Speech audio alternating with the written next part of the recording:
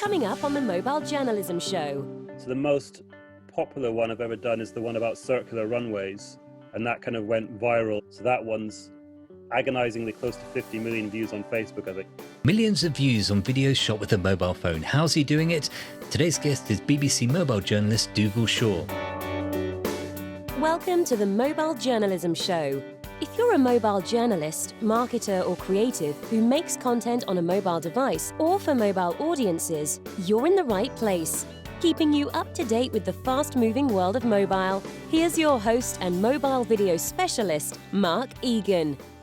So I'm joined by Dougal Shaw from the BBC, a mobile journalist who has been producing some very, very successful content on TV, online, social media. So Dougal, first of all, thank you very much for taking the time to chat to me here. But first of all, the question we ask everybody at the moment is, how's your lockdown been?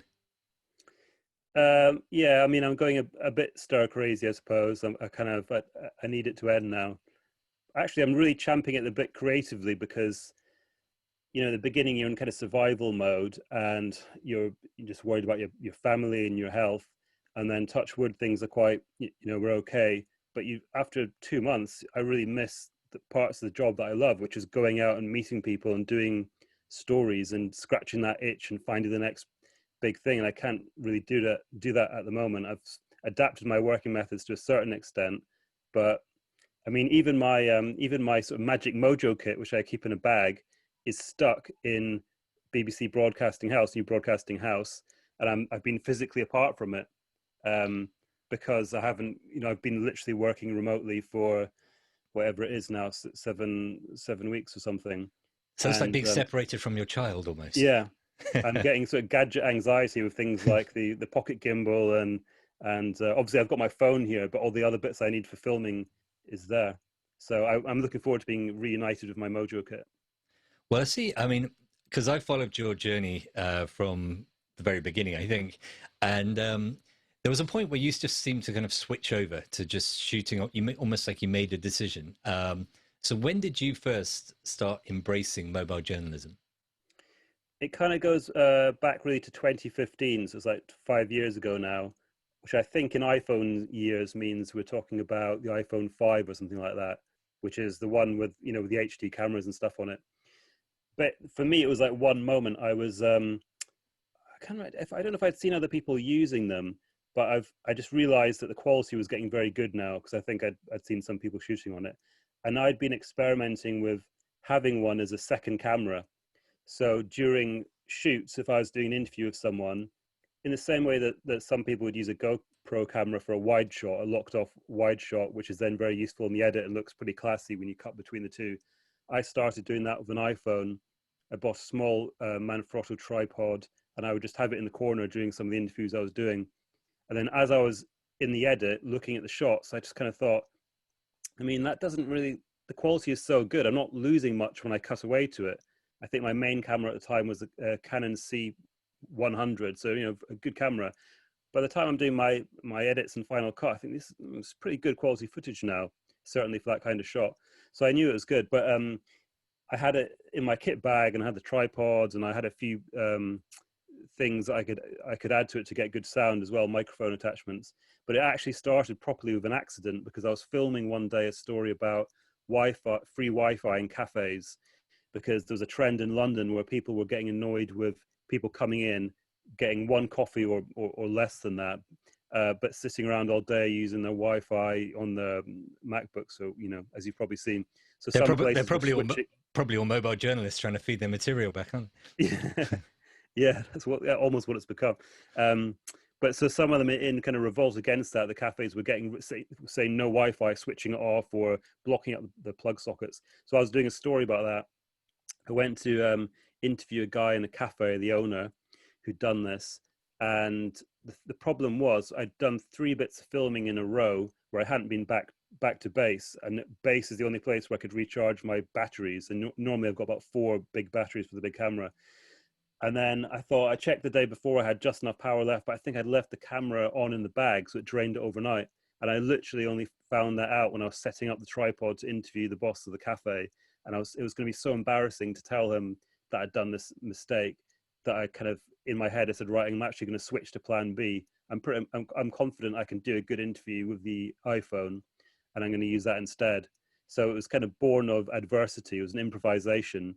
But again, I carried on filming the whole thing that way. And that was the first video I think I did where it was a mixture, in the sort of 5-minute feature video. There's a mixture of phone footage and DSLR hybrid type footage. And I thought, really, it takes quite a professional eye to notice the difference. Certainly doesn't affect the story. And did you find that, people that you were interviewing with the phone responded any differently to what you would with the C100 or any other camera?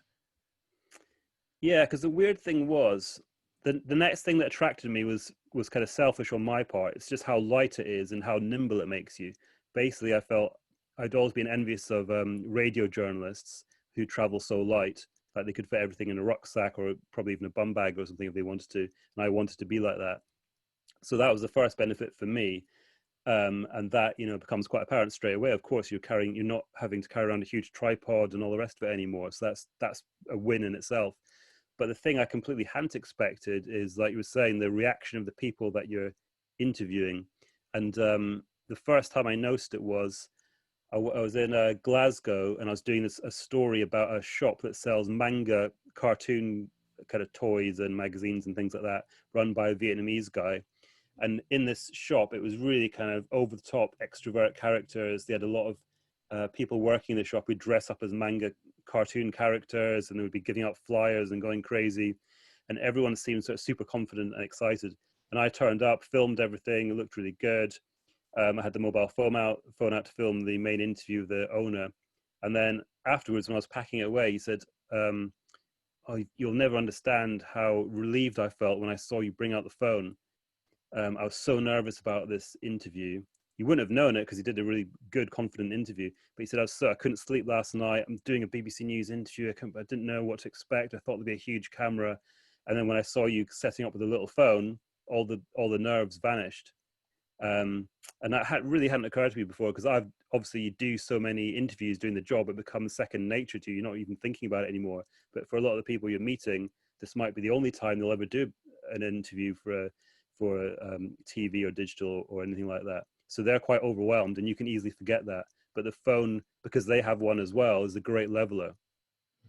Well, and one way I know that your stuff is good is because not only because obviously I follow you on social media and see what you're posting, but I see your stuff popping up just in my timeline that other people who maybe I knew from school or many years ago are sharing your stories. I mean, have you got any concept, because some of the viewing figures on some of those stories are incredible, have you ever kind of totted up roughly how many views you've had across the pieces you've been doing?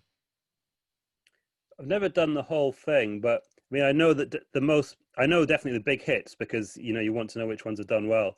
So the most popular one I've ever done is the one about circular runways, and that kind of went viral and almost became like a meme, with lots of other people doing their own versions of the video and the story. So that one's agonizingly close to 50 million views on Facebook. I think it's been about 49.9 for like more than a year now. You're not jumping on and clicking again and again and again just to get it over the top. Yeah, I think my mum leaves it on kind of playing in the background in her house. So there was that one, and the other very big one I did was the shopping mall in Sweden where everything is recycled, and I think that's 40 something million. But that was in between that happening, Facebook changed the algorithm, making it much harder for news stories to be shared so much. So in a way, to get in the low 40s was a bigger achievement for the shopping mall. But yeah, loads of people see them, and if you kind of put the story out, then you forget about it when you move on to the next one. But you forget that it will kind of resurface. Some people are still sharing it a long time afterwards. And what have I ever? I think I once counted up the ones. I'd have to go and check the exact number because somebody did it for me. But I worked for about 18 months on this program called People Fixing the World Hacks. And when I left, they said, "Oh, it's amazing if you add up the actual number of views on Facebook of all the videos that I did there. I probably did about 20 odd videos, and it was a huge amount." But that's the power of Facebook. Some of them, to be honest, it's 10-second views when they just scroll along the story. So you can't get, too big-headed about it.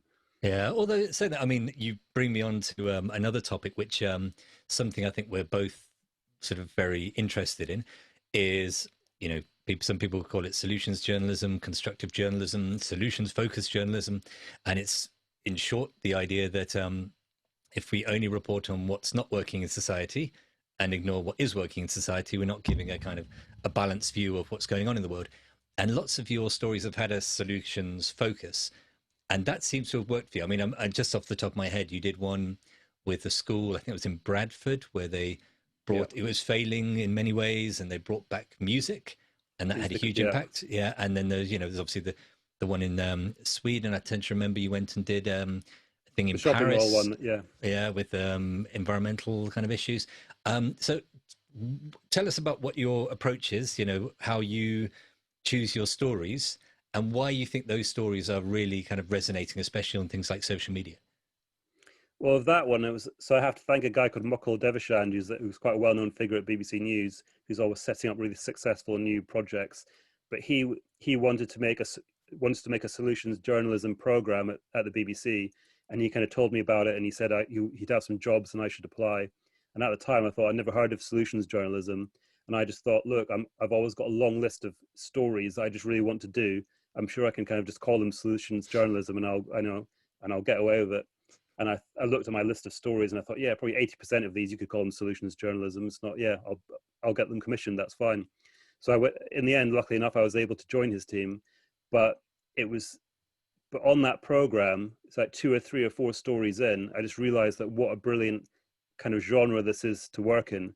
Because first of all the really nice feedback you get from people, not just the people that you're covering, because you're usually covering small kind of grassroots projects who are really idealistic. They think they've got a brilliant idea to change the world, but no one's been giving them enough attention, and you're helping them to sort of spread the word and get it out there. So some really incredible feedback from them, but also just the comments that used to appear under the stories as well, because all of it is kind of news you can use. It's like, here's a really great idea, and you'd see people in the comments saying, hey Dan, you know, we should do this in Austin, Texas. Why, if they're doing it over there in Sweden, why aren't we doing this? And you can see the kind of the positive good ideas spreading.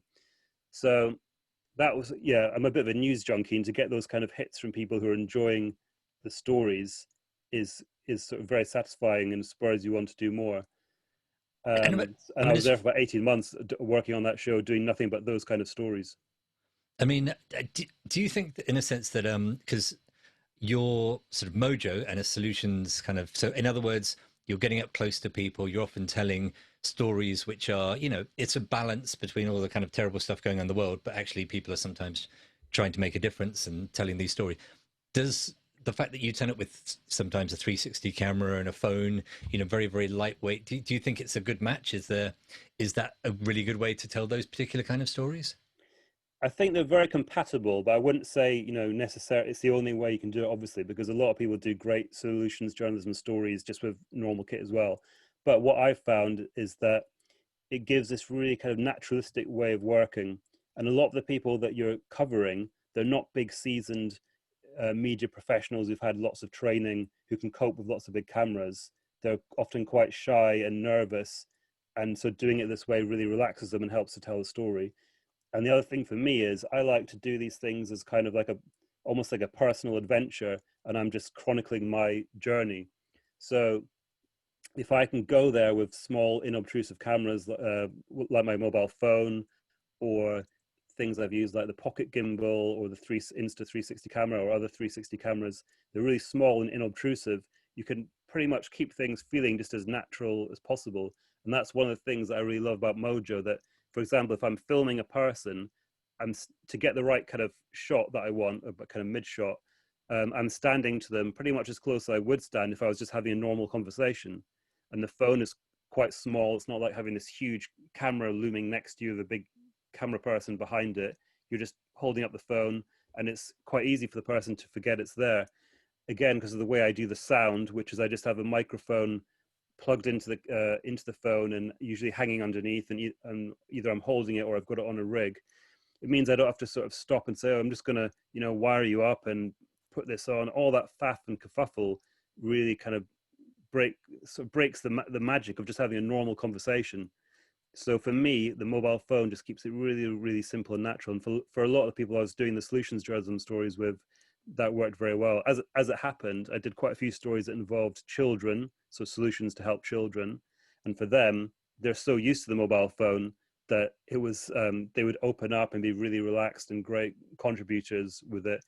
And the other one I noticed was I did at least 2 stories about homeless people. One was a scheme to help homeless people when they come into the NHS, to get them rehabilitated afterwards, so they didn't just go straight back out into the streets. And another one was about a way you could donate money to homeless people in the streets by using a kind of barcode technology by scanning on your phone. So for both of them, we were doing interviews with homeless people on the streets, and it would be, you could see quite easily that they could easily feel intimidated, that you had all the power. This wasn't an equal relationship. That they could be quite dismissive. But the fact I had a phone, I think, really helped, because they had very little, but they themselves had mobile phones, the homeless people I was speaking to. And the fact I'm there filming them on the phone, it felt, again, quite equal, and they were very open, whereas I felt it could have been a lot more terse in different circumstances.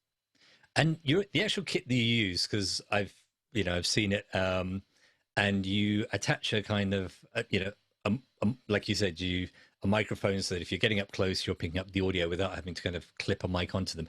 So Yeah. talk me through the kit you have, both phone kit and also the 360 stuff. And when do you use what's each bit of kit useful for? My main rule is that it's everything has to be able to fit in the rucksack. So I bring one rucksack with me. I don't want to bring anything more.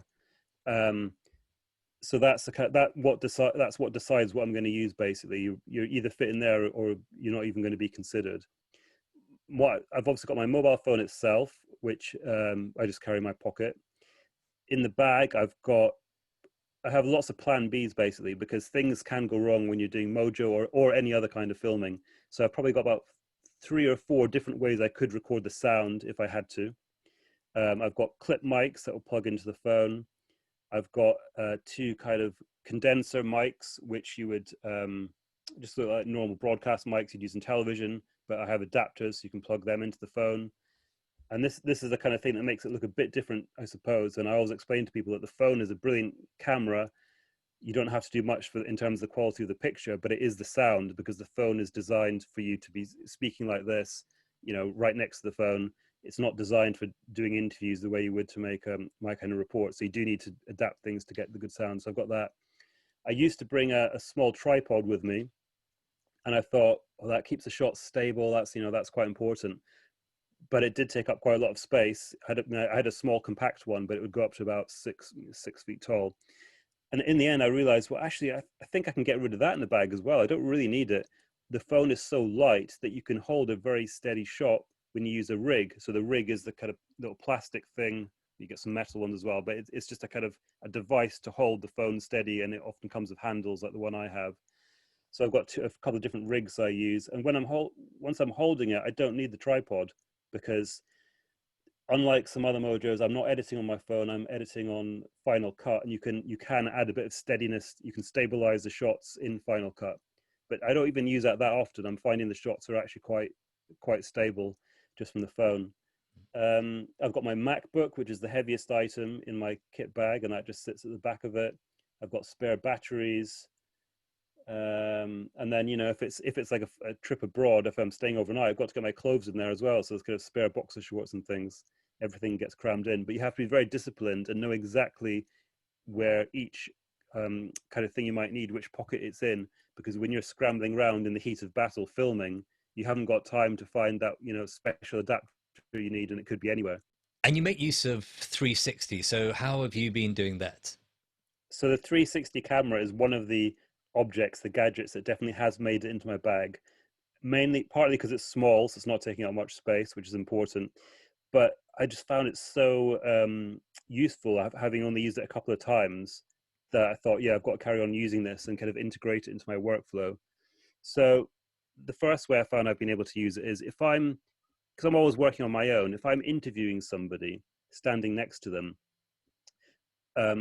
I can record with just the sound on my phone, and have the 360 camera on a little tripod kind of in between us. Really quite, it has to be actually quite close to you. So I have to admit, it feels a bit strange. It's almost right in between you, kind of within like about 30 centimeters away, because it's a very wide angle lens on it. It's got a very wide angle lens on it, so it has to be very close to you.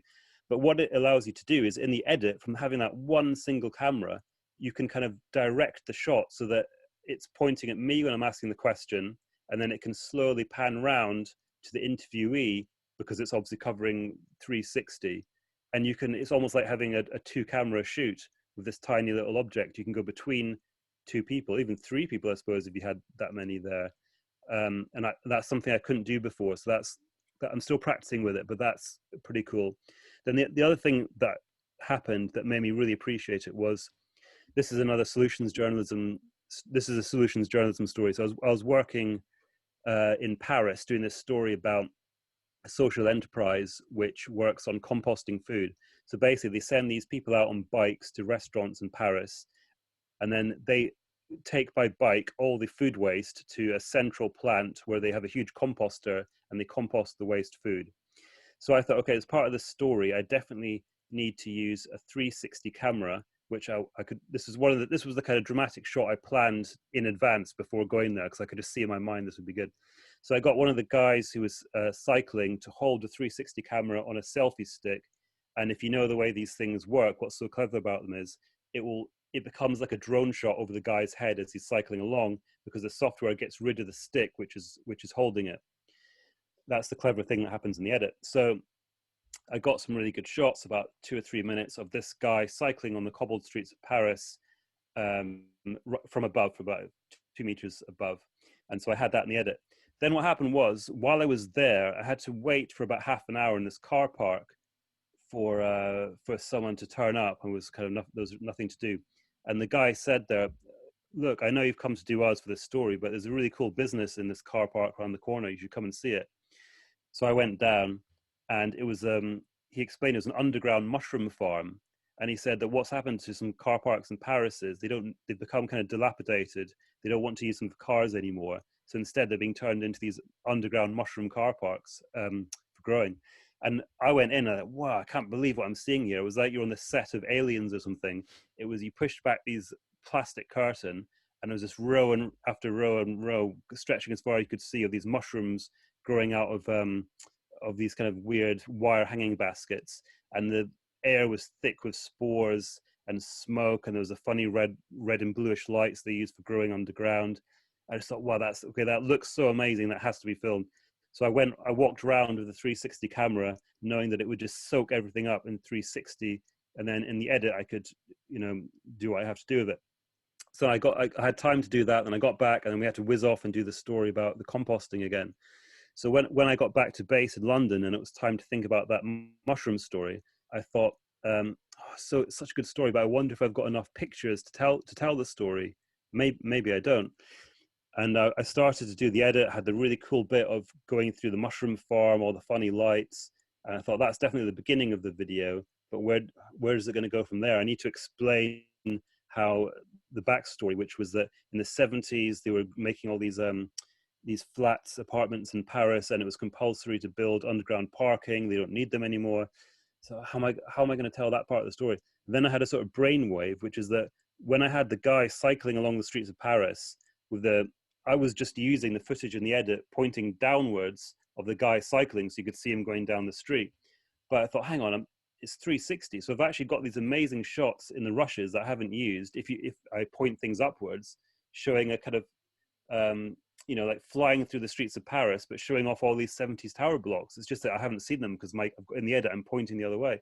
So I got all those rushes, used it in the mushroom story, and that just made me appreciate that it's such an efficient, brilliant way of collecting lots of footage that, if you just film in one location for 30 seconds, there's like 6 different angles you could be filming from with that one set of rushes. And yet for each one in the edit, it looks very different. So since then, I've definitely used the 360 camera a lot, and I will always bring it with me. And that also throws up the issue of, as these things get cheaper and more people have them, the idea that, you could get members of the public that you can't get to a particular location, instead of having to do lots of coaching on filming, you literally say, look, stand there or put your 360 camera there and send it, and I'll pick the shot. Yeah. So, I think either this kind of over capture and edit later is really exciting, because it gives you all the creative freedom to kind of gather everything and then decide later. And I think the next thing that's coming will be that it will capture everything, the focus in all directions. And later on, you'll be able to pick, which bit to focus on. So, yeah, I mean, that's the whole thing. It's about using the kit to tell stories. It's not kit for the sake of kit. No, yeah. And that's what keeps me going. I love just doing the stories. That's the thing I find most interesting, and using the judgment to figure out what is a good story. And the funny thing about that one as well is, every time I do a story, I have to make at least like 6 or 7 different versions, because you're doing things for Facebook, for Instagram, for the website, for television. And one of the big challenges is that you filmed most things in 16:9, so it's good for television and it's good for the website. But all of a sudden, you then have to make an edit for Facebook or Instagram, which is vertical, and the framing is you kind of think, well, if I was doing this with vertical, I would have framed it completely differently at the time. But if you've captured things in 360, there kind of is no framing, so you have complete license to choose the shot you want afterwards. So it makes a big difference for that as well. And I think the new ones that are coming out are going to have even better resolution, so that you'll be able to like zoom in on things but still have a good level of detail. So obviously the joy of mobile is that you're mobile. So you mentioned earlier about some of your kit not being at home. So how have you been able to manage and make content during the lockdown? Yeah, it has been difficult. Basically, I've had to use my MacBook a lot more. So the MacBook itself, you can record, has a good camera on it, and you can record directly. And I've done some things that way, but mainly I'm doing things like this. Like we're doing a video call now. You can video call people, and then you can record those calls, and that can become the interview. And most of the videos I do, the real kind of spine of it is an interview one-on-one with a human being, and then the rest is just pictures you put on top. So that's how I've done a lot of things that way. And obviously that means you can do it from your house, and you can speak to anyone else around the world, as long as they've got a good internet connection. You have to speak to them, make sure that they're in a place of good light, that it's quiet, but you can record your videos that way. And it's never the same as being, right there with the person, and the kind of chats you have beforehand, or the chance to like spot things in their room, little telling details, or like that you'll pick up when you're filming normally. But it's at least a way that you can do some kind of interview. And then on top of that, I might ask them to provide some still images, or I could ask them with a bit of instruction, some things to film themselves. I'll say, I'll need these kind of shots for the video to work. Could you take these, please? And then from that, I can build something. But yeah, it's restricted. I can't do the kind of videos that I'm normally doing. So it looks, touch wood, it looks like things are easing down now from the lockdown. I'll be able to get out more and get a bit more back to normal. But in the meantime, it's about improvising. Occasionally, I have spoken to people where like this, where the internet quality is not good enough, and then I've had to like teach them Mojo. So I've said, look, you need to have the camera on a steady surface. You need to do it horizontal. We need to be somewhere quiet where it's going to be good. And I coach them a little bit. Then I have to trust them to record it and send it back to me. So I've done a few that way as well. Because I mean, one of the things that I'm taking away from this is that some people are more self-sufficient than others. So even the fact that you have the technical knowledge to be able to problem solve these little issues, and I mean, you've got a microphone. I don't know if you had that before lockdown. Because one of the things I think is that people might have the urge, or might be a requirement, to be more self-sufficient. So that doesn't mean they never work with anybody else, or that they are required to do this all the time. But the idea that if something like this happens, that people are more capable of recording themselves, or recording from home, or recording wherever they are. So in a sense, lots of the arguments against Mojo went out of the window very quickly when people suddenly thought, well, we need to make content what people got. So we're seeing mainstream programs even shot with iPhones. I think was it American Idol was the last one I saw. I mean, for you, what do you think are the lessons? I mean, you spoke about maybe giving instruction to contributors to create some stuff, and Perhaps you're lucky to have certain skills that maybe other people didn't value as much. What do you think the lessons that will be learned from this whole lockdown experience? Um, in terms of making video reports, there probably will be some things where I've thought in the past, I'm not going to do that interview because of I can't travel over there, and I'll wait until I get the opportunity in the future to sit down with that person and do it on location with them. Whereas now I think I'm more inclined to think, well, look, why don't we just set up a video call and we can do the interview that way. It's not really, as long as what they're saying is strong enough, I think I can create enough of a kind of human bond while doing a Skype call to make it manageable, to make it work. Because another of the series that I make is for BBC Business, and it's called CEO Secrets, and they're not really long feature videos. They're just very short, usually 90-second ones, where it's a CEO, an entrepreneur, sharing some advice, looking down the barrel into the camera like that. And I've always done those in person, filmed on my phone. And the best ones work when you've built up a bit of a rapport with the person and they do a nice contribution. But it's been quite easy to do those as recorded video calls. And probably now, it would save my employer a lot of money to not travel and to record the calls that way. So it's going to be tempting to do that, and then just edit on any footage you can to improve it. I think people have realized this. You can live with the sound. Probably a lot of the more technical people on the broadcast side might have said before, oh, a Skype call or any kind of video call, the sound is too tinny. It's not. We can't really accept that. We'll do them occasionally on news channels when that's the only way to get a guest. But really, it's not great. At the moment, you see it must be like more than 90% of interviews on television are people at home doing video calls from their MacBook or their phone. And yes, you can't. I think most people can tell the sound isn't quite as good as it normally is, but it's still, the broadcasts are still happening. All these shows are still functioning.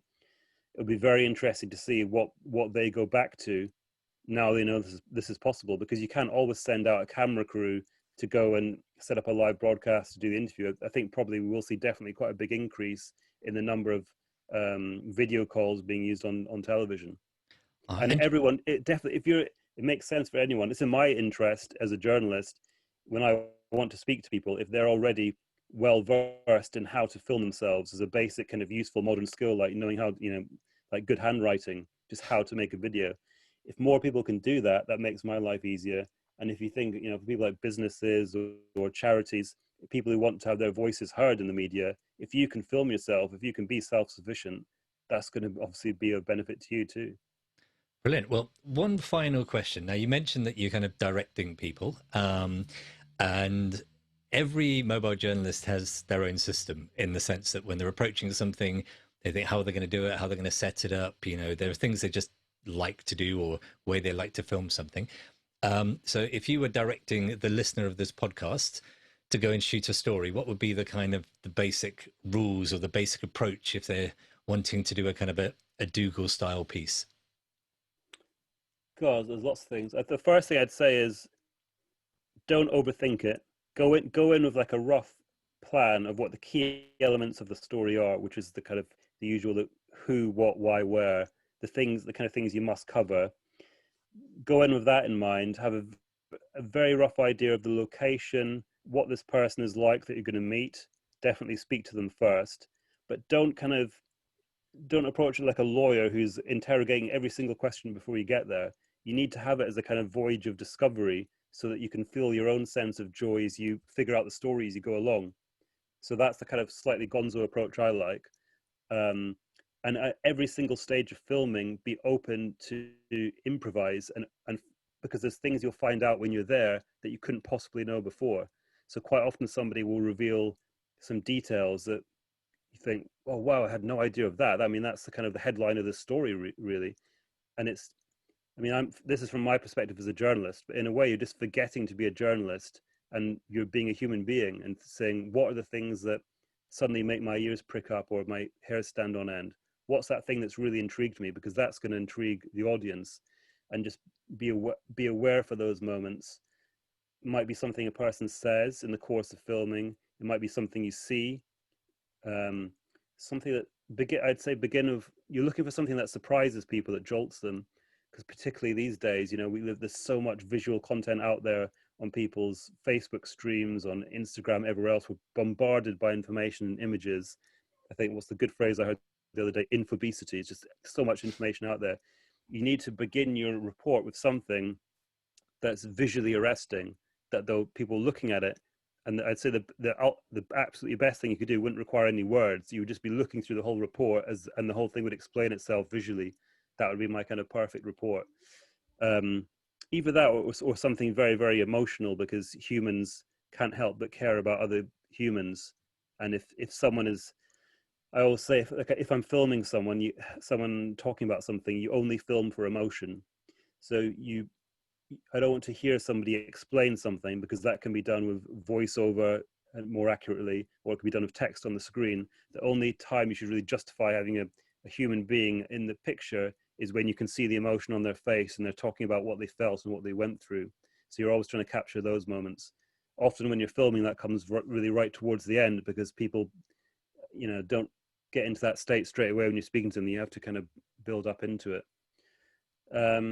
So yeah, being ready to improvise, to be alive to the moments, to give people as much time to speak as possible. You have to be very, very patient. If you come in with some set questions and you just kind of rush through them, people don't like feeling rushed and they won't reveal things to you. So just even if you think, oh, I'm using up 40 minutes of video here, I'm going to run out of memory space, just let people talk. All you need is the bits that you need for your video. So patience is very important. And as I said before, visual imagination. Every story you do, there must be something you see that you think that is the most visually arresting part of the story. And that's, I think, what you want to put right at the beginning, because you've got the first 15 seconds to get someone's attention to carry on watching. So you need to look out for those bits. Great. Well, if somebody wants to come and try and maybe get your views on some of your pieces over the 40-15 million mark, or whatever your target is, where do they find you? Where do they, what are your social handles? On Twitter at Dougal Shaw BBC, Instagram Dougal Shaw. Actually, I find I reach a lot of people these days on LinkedIn. That's become a much more important platform, so you can connect with me on that. I'm Dougal Shaw. And BBC Business is where my stories go at the moment, and usually on the front page of the BBC News website as well. Sometimes I usually do TV versions, so they run on television. So or Facebook, of course, BBC News Facebook. Or if you go to the BBC website and just go to Most Viewed, you'll probably find Dougal's pieces there. Come on, I'll say it if you can't. Oh, thank you. But thanks very much. And it's a shame, this year we didn't have Mojo Fest because of the lockdown. So it would have been great to, see people and just go and have a chat. So it's good to have a little chat with you here virtually, and hopefully when things get back to some sense of normality, we'll see you in the flesh again. But stay safe. Keep making good content, and thank you for your time. Thank you. I'm already planning them, so I just need to be able to get out there and do them. Don't forget, if you want to get in touch, go to markeganvideo.com or look up Mobile Journalism Show on Facebook.